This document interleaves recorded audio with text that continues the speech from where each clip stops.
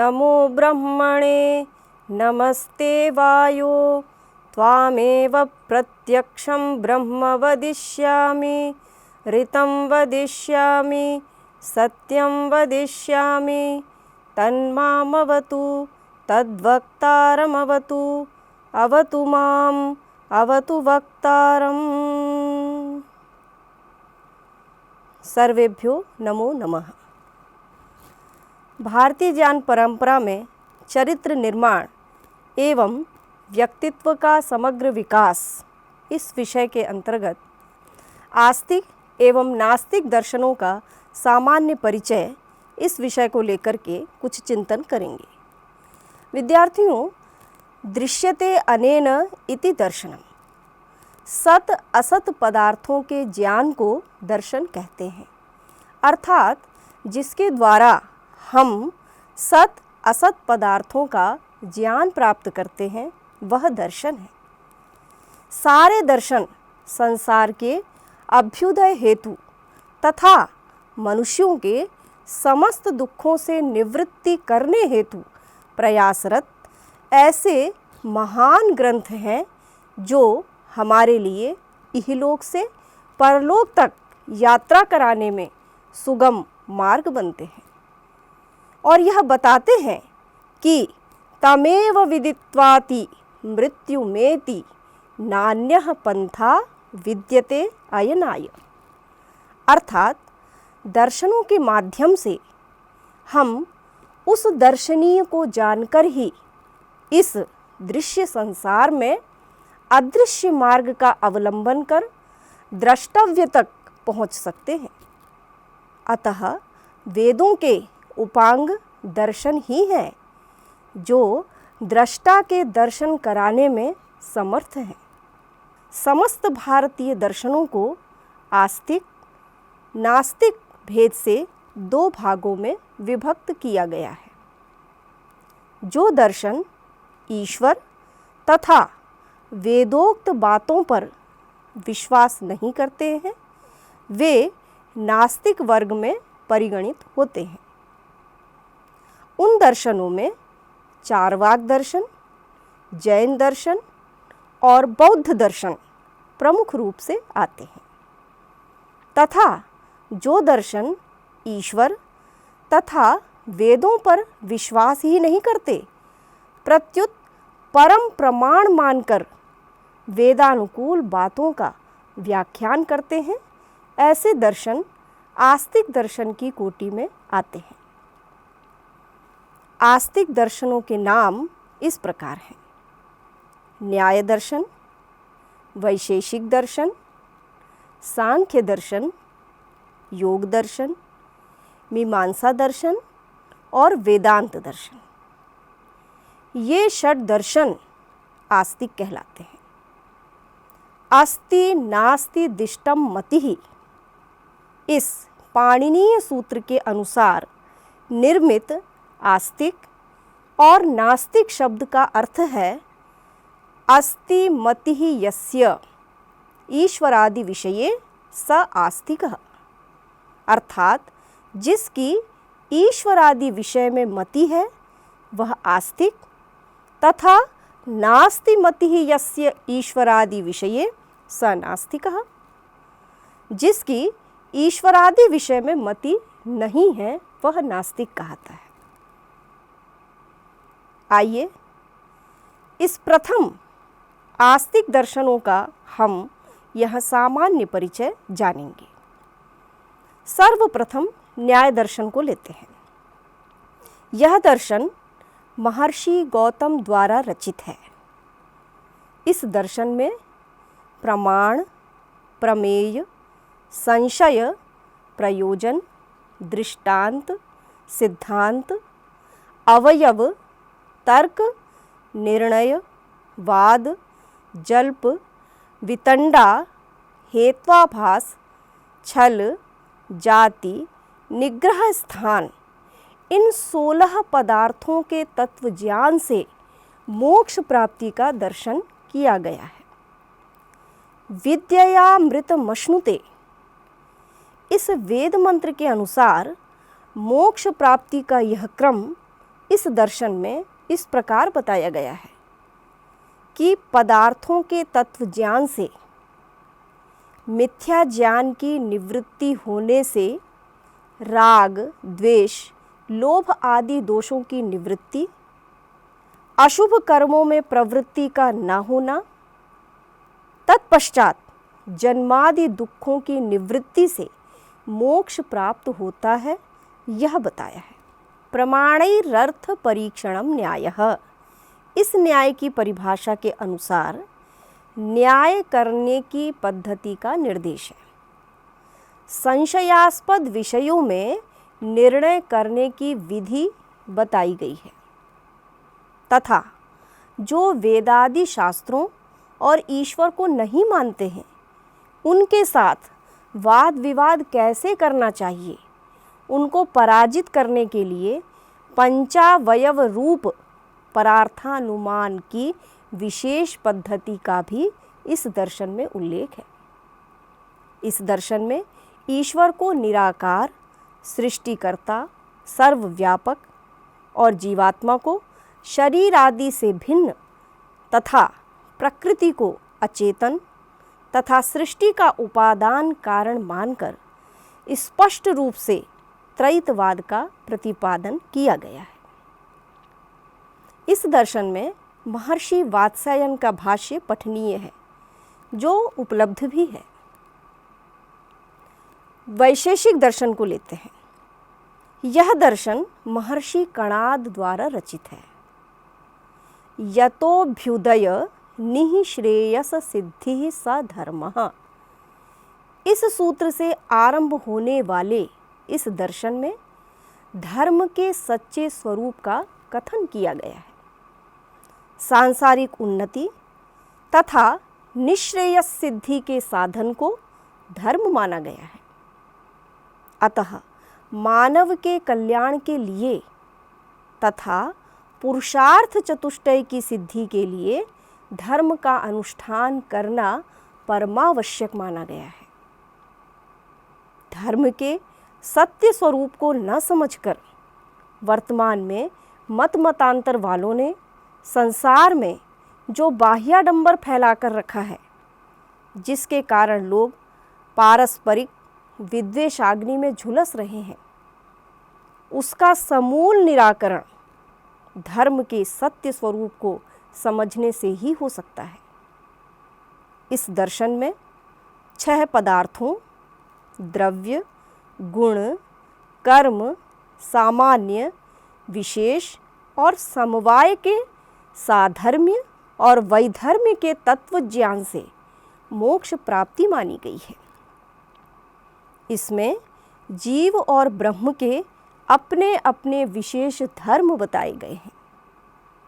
ब्रह्म के विशेष धर्म है कि वह सर्वत्र व्यापक, सर्वज्ञ, सृष्टिकर्ता आदि आदि गुणों से युक्त है, और जीव के विशेष धर्म है वह परिच्छिन्न है, अल्पज्ञ है और भोक्ता आदि गुणों से युक्त है।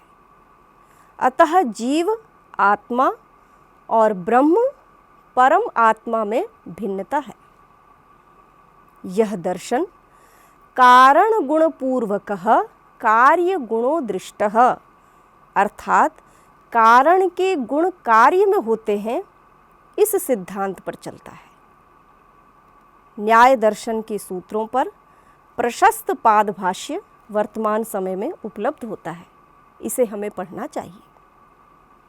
तीसरा दर्शन है सांख्य दर्शन। यह दर्शन महर्षि कपिल द्वारा रचित है। इस दर्शन में सत्कार्यवाद का सिद्धांत प्रमुखतया लिखा हुआ है। इसका तात्पर्य है कि अभाव से भाव अथवा असत से सत की उत्पत्ति कदापि संभव नहीं। सत कारण से ही सत कार्यों की उत्पत्ति होती है। इस दर्शन में प्रकृति को परम सूक्ष्म कारण तथा उसके सहित 24 कार्य पदार्थों का वर्णन किया गया है तथा पुरुष को 25वां तत्व माना गया है। प्रकृति समस्त कार्य पदार्थों का कारण है, किंतु उसका कोई कारण नहीं, क्योंकि वह अनादि सत्ता है, शाश्वत है। पुरुष चेतन है, प्रकृति अचेतन है। पुरुष प्रकृति का भोक्ता है, किंतु प्रकृति स्वयं भोक्त्री नहीं है। पुरुष प्रति शरीर भिन्न भिन्न होने से अनेक है। प्रकृति पुरुष के सत्य स्वरूप को जानना ही विवेक है और यही दर्शन है। सांख्य दर्शन के प्रति यह धारणा है लोगों की कि यह ईश्वर को नहीं मानता, किंतु यह धारणा गलत है। इसके लिए सांख्य दर्शन के सूत्रों को पौर्वापर्य संबंध से भली प्रकार समझने का प्रयास करना चाहिए। भगवान श्री कृष्ण गीता में स्वयं कहते हैं, सिद्धानाम कपिलो मुनिः, अर्थात मैं ईश्वर सिद्धों में कपिल मुनि हूँ। तो श्री कृष्ण द्वारा नास्तिक कपिल को स्वयं के लिए विशेषित करना कैसे संभव होगा? अतः यह धारणा गलत है। सभी दर्शन परस्पर संबद्ध हैं, एक दूसरे के पूरक हैं। सभी दर्शनों का कथ्य एक ही है, केवल मार्ग भिन्न भिन्न हो सकते हैं, कहने का तरीका पृथक हो सकता है, पर सबका लक्ष्य एक ही है। योग दर्शन पर विचार करें, उसके सामान्य परिचय से हम अवगत हों। योग दर्शन महर्षि पतंजलि द्वारा रचित है। इसमें ईश्वर, जीव, प्रकृति का स्पष्ट रूप से कथन किया गया है। अथ योगानुशासनम, इस सूत्र से आरंभ होने वाले इस दर्शन में योग क्या है, योग किसे कहते हैं, जीव के बंधन के कारण क्या हैं, योग साधक की विभिन्न स्थितियां तथा विभूतियां कौन कौन सी हैं, मन की वृत्तियां कौन सी हैं, मन का संबंध कब कब पुरुष के साथ रहता है, चित्त वृत्तियों के निरोध के क्या उपाय हैं, आदि आदि यौगिक विषयों का विस्तृत वर्णन इस दर्शन में किया गया है। तस्य वाचकः प्रणवः, इस सूत्र द्वारा उस परमात्मा का मुख्य नाम प्रणव अर्थात ओम को बताया गया है। इस मुख्य नाम के द्वारा ही उस ईश्वर की स्तुति, प्रार्थना, उपासना का तथा इस नाम के जप का वर्णन है। दर्शन में यह संकेत है कि परमेश्वर का ध्यान बाह्य न होकर आंतरिक ही होता है। जब तक इंद्रियां बहिर्मुखी होती हैं, तब तक परमेश्वर का ध्यान कदापि संभव नहीं है। अतः ईश्वर की सच्ची भक्ति कैसे करनी चाहिए, इसके लिए यह दर्शन अनुपम शास्त्र है। इस दर्शन को भली प्रकार समझने के लिए महर्षि व्यास द्वारा लिखित प्रामाणिक भाष्य व्यास भाष्य का अध्ययन करना चाहिए। मीमांसा दर्शन, यह दर्शन महर्षि जैमिनी द्वारा प्रणीत है। इसे पूर्व मीमांसा भी कहते हैं। महर्षि जैमिनी महर्षि व्यास के शिष्य रहे हैं। अथातो धर्म जिज्ञासा, चोदना लक्षणों अर्थः धर्मः आदि सूत्रों से आरंभ होने वाले इस दर्शन में धर्म और धर्मी का वर्णन किया गया है। इस दर्शन में वैदिक यज्ञों में मंत्रों का विनियोग, मंत्रों की सांगोपांग प्रक्रियाओं का वर्णन है। यदि योग दर्शन अंतःकरण की शुद्धि की बात करता है, तो मीमांसा दर्शन मानव के पारिवारिक जीवन से लेकर राष्ट्रीय जीवन तक के कर्तव्य अकर्तव्य का वर्णन करता है। अश्वमेधादि याग इसी बात के परिचायक हैं। वैशेषिक दर्शन के तद्वचना दामना यस्य प्रामाण्यम सूत्र के प्रशस्त पाद भाष्य के तच्चेश्वर नोदनाभिव्यक्ता धर्मादेव में जो वेदों को ईश्वरत्व होने से प्रामाणिक माना गया है और वेदोक्त बातों को ही धर्म माना गया है, उन्हीं बातों की पुष्टि अथा तो धर्म जिज्ञासा चोदना लक्षणोर्थः धर्मः कहकर की गई है। धर्म को जानने के लिए महर्षि जैमिनी ने वेदों को परम प्रमाण माना है और क्रियात्मक धर्म का उदात्त रूप यज्ञ को माना है।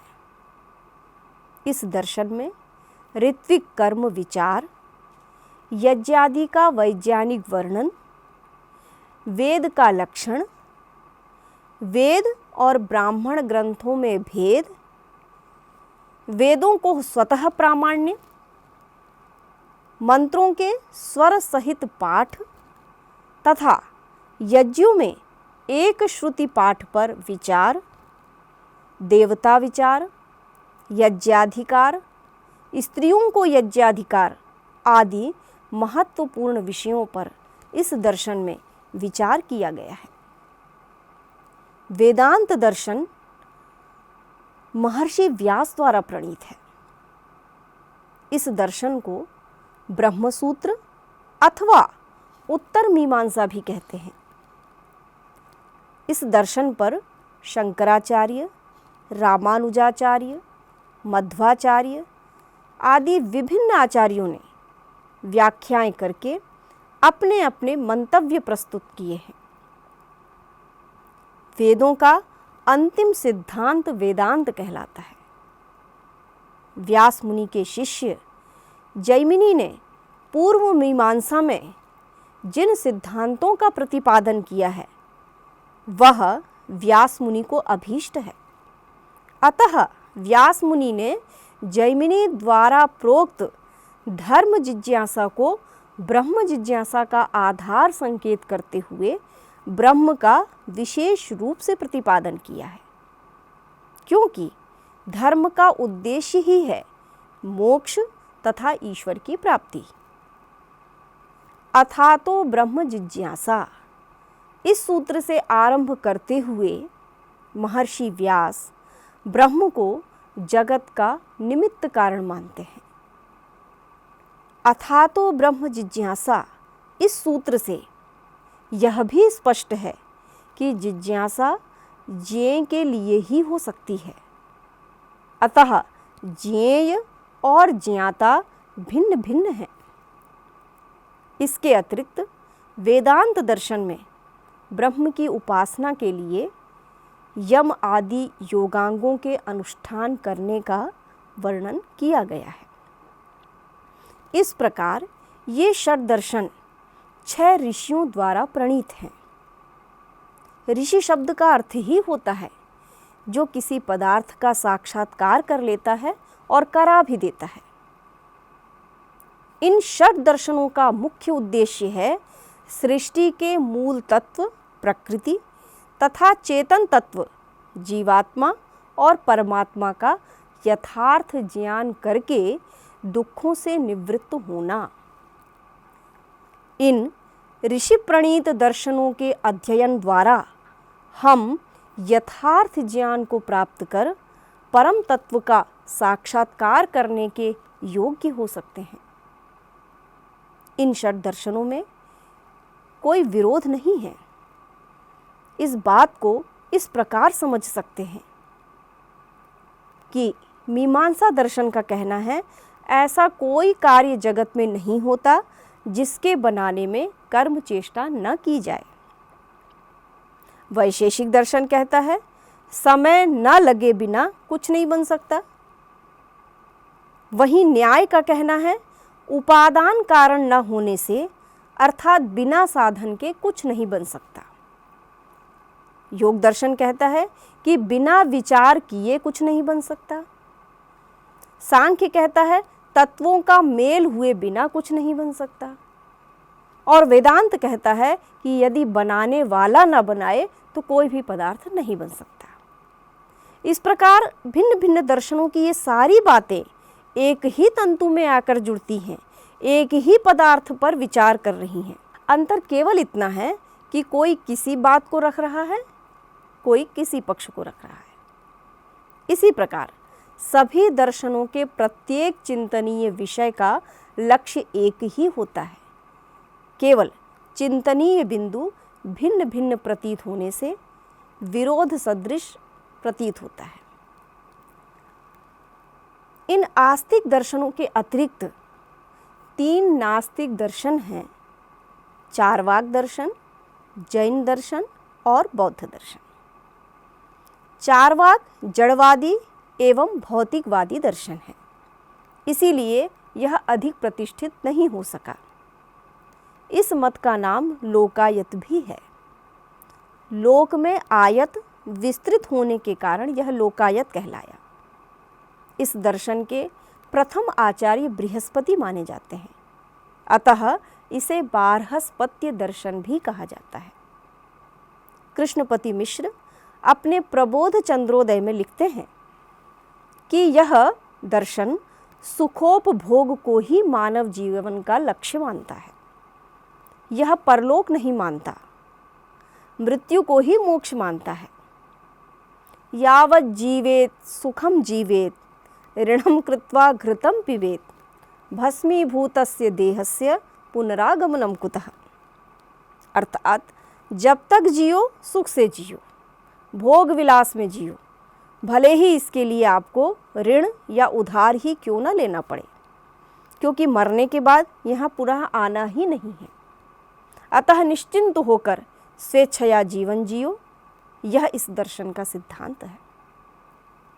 आगे जैन दर्शन को लें।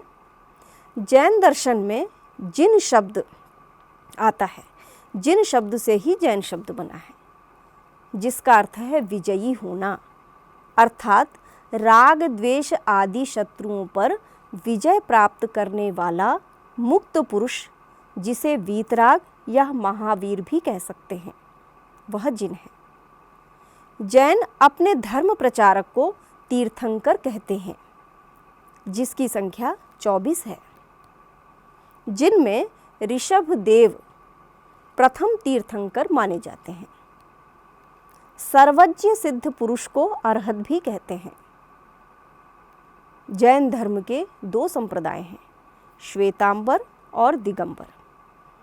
दिगंबर आचार पालन में अधिक कठोर है और श्वेतांबर कुछ उदार है। यह दर्शन अनेकांतवाद, बहुत्ववाद, वस्तुवाद, स्यादवाद आदि के माध्यम से अपना सिद्धांत प्रस्तुत करता है। बौद्ध दर्शन, यह दर्शन महात्मा बुद्ध द्वारा प्रवर्तित है। महात्मा बुद्ध ने वाराणसी सारनाथ में 5 भिक्षुओं को अपना शिष्य बनाकर सत्य का उपदेश दिया, जिसे धर्म चक्र परिवर्तन की संज्ञा दी गई। यहीं से बौद्ध धर्म का आरंभ हुआ। यह दर्शन 4 आर्य सत्य और आर्य अष्टांगिक मार्ग का उपदेश देता है तथा क्षणभंगवाद और निरीश्वरवाद का समर्थक है। इसके कुछ अंतराल के बाद 2 संप्रदाय हीनयान और महायान नाम से प्रवर्तित हुए। इस प्रकार हम आज नव दर्शनों के सामान्य परिचय से अवगत हुए। दर्शन के विषयों में गहराई से जानकारी करने के लिए हमें दर्शनों का स्वाध्याय करना चाहिए। हम आज यहीं विराम लेते हैं। आगे हम योग दर्शन पर कुछ विचार करने के लिए पुनः आपसे मिलेंगे। धन्यवाद। प्रणौमि सर्वान्।